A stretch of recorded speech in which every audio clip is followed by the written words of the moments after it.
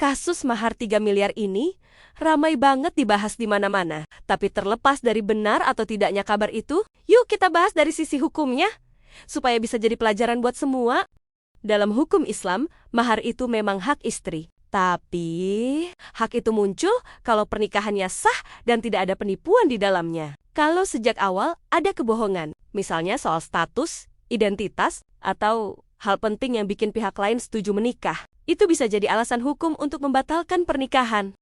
Pasal 27 ayat 2 kompilasi hukum Islam menyebut, perkawinan dapat dibatalkan apabila terdapat penipuan mengenai diri suami atau istri sebelum perkawinan dilangsungkan. Artinya, kalau terbukti ada unsur tipu muslihat, maka perkawinannya bisa dimintakan pembatalan. Bukan perceraian ya, tapi pembatalan nikah.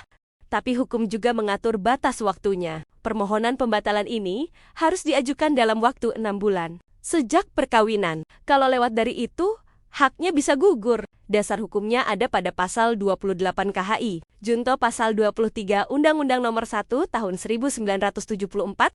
Dan penting juga untuk diketahui, aturan ini berlaku dua arah. Kalau suami yang ditipu, bisa ajukan pembatalan. Kalau istri yang ditipu pun, juga bisa ajukan pembatalan. Jadi dua-duanya punya hak yang sama. Lalu gimana dengan maharnya? Kalau perkawinannya terbukti batal karena penipuan, maka status mahar bisa ikut dipersoalkan.